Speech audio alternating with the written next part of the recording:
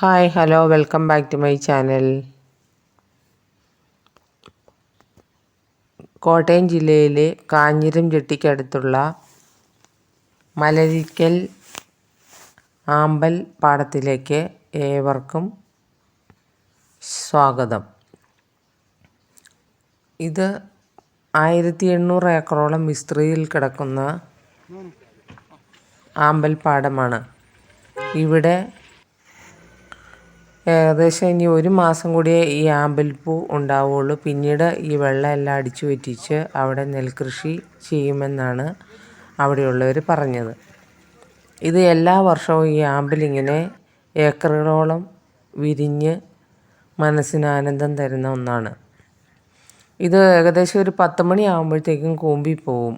കാരണം ഇതിന് സൂര്യനെ ഇഷ്ടമല്ല.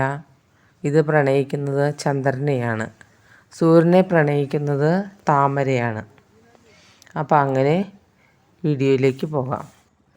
വള്ളത്തിൽ ഹെൽമെറ്റും വെച്ചുകൊണ്ട് യാത്ര ചെയ്യുന്ന ആളുകളെ നിങ്ങൾ ആദ്യമായിട്ടല്ലേ കാണുന്നത്. അത്ര മഴയായിരുന്നേ. ഈ പാടശേഖരം ഇപ്പം തന്നെ അവർ വെള്ളം അടിച്ച് വറ്റിച്ച് കളഞ്ഞിട്ട് അടുത്ത നെൽകൃഷി ചെയ്യുമെന്നാണ് പറഞ്ഞത്. അങ്ങനെയാണ് അവിടുത്തെ രീതി.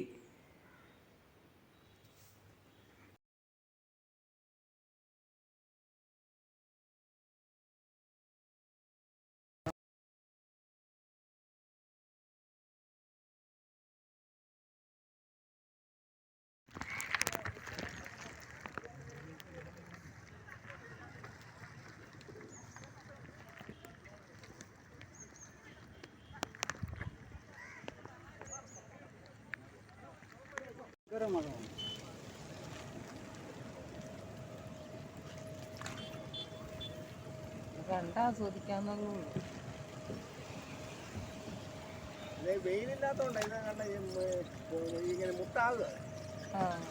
വെയിലില്ലാത്തോണ്ട് കൂമ്പി പോയില്ല. കൂമ്പാ തുടങ്ങിയ വെയിലില്ലാത്ത അല്ലെങ്കിൽ 10-11 മണി വരെ നിൽക്കുന്ന 11 മണിയൊക്കെ ആവുമ്പോ ഇപ്പൊ കൂമ്പി തുടങ്ങിയില്ലേ. വെയിലില്ലാത്തോണ്ട. വെയിലുണ്ടെങ്കിലോ വെയിലുണ്ടായ ഒരു 11 മണിയൊക്കെ ആവുമ്പോ പോകാൻ.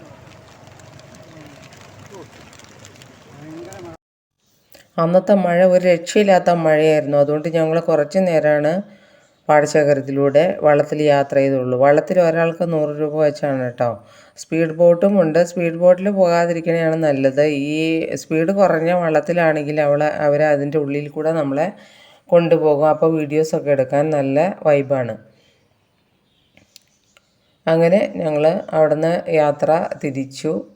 വളരെ മനോഹരമായ കാഴ്ചയ്ക്ക് ശേഷം ഇത് മീനച്ചിലാറിലെ അടുത്തുകൂടെയാണ് ഞങ്ങൾ പോയത്. മീനച്ചിലാറിൻ്റെ അതിലെയാണ് നമ്മൾ പോകേണ്ടത്. പിന്നെ ഞങ്ങൾ ഉച്ചഭക്ഷണത്തിൻ്റെ സമയമായതുകൊണ്ട് അന്നപൂർണ്ണ കയറി കോട്ടയത്ത്. അങ്ങനെ നല്ല സുഭിക്ഷമായ ഓണസദ്യ ഉണ്ടു.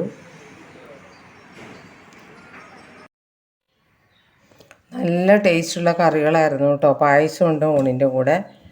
ഭയങ്കര രസമാണ് അവിടുത്തെ ഊണ്. പക്ഷേ ചാർജ് ഇത്തിരി കൂടുതലാണ്. 140 രൂപയാണ് ഒരാൾക്ക് ഈടാക്കുന്നത്. അങ്ങനെ ഇറങ്ങിയപ്പോൾ ഭയങ്കര മഴ പെയ്തപ്പോൾ അവിടെ ഇരുന്ന് കുറച്ച് നേരം വിശ്രമിച്ചു. മഴ മാറാൻ വേണ്ടി കാത്തിരുന്നു. പിന്നെ കുറച്ച് ദൂരം യാത്ര ചെയ്തപ്പോൾ ഒരു പമ്പ് കണ്ട് ആ പമ്പിൽ കയറി ഒന്നുകൂടെ ഫ്രഷായി. അത് പെട്രോളും അടിച്ചു. അങ്ങനെ യാത്ര തുടർന്നു. പിന്നെ രാവിലെ അവിടെ കോട്ടയത്ത് തന്നെയുള്ള ഒരു കുട്ടനാടൻ തട്ടുകട എന്ന് പറഞ്ഞൊരു തട്ടുകടയിൽ കയറിയിട്ട് മുട്ടക്കറി അപ്പമാണ് കഴിച്ചത്. അപ്പോൾ നല്ല രുചിയായിരുന്നു. ഭയങ്കര തിരക്കുമായിരുന്നു. ഇപ്പോൾ തട്ടുകടയിലാണല്ലോ ഭയങ്കര തിരക്കെന്ന് പറഞ്ഞു കഴിഞ്ഞാൽ.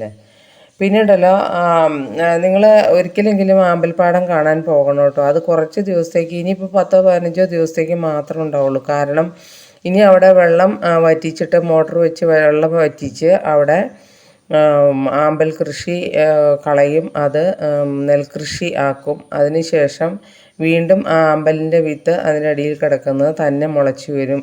അങ്ങനെയാണ് അവിടുത്തെ സമ്പ്രദായം. അങ്ങനെ ഞങ്ങൾ ചായകുടിയൊക്കെ കഴിഞ്ഞ് പോകാൻ ഇറങ്ങുന്നതാണ്. അപ്പോൾ എന്നെ കാണുകയും കേൾക്കുകയും ചെയ്ത എല്ലാവർക്കും നന്ദി, നമസ്കാരം. എൻ്റെ ചാനൽ നിങ്ങൾ ആദ്യമായിട്ടാണ് കാണുന്നതെങ്കിൽ സബ്സ്ക്രൈബ് ചെയ്യാനും ഓൾ എന്ന ഓപ്ഷൻ ക്ലിക്ക് ചെയ്യാനും മറക്കരുത്. Thank you.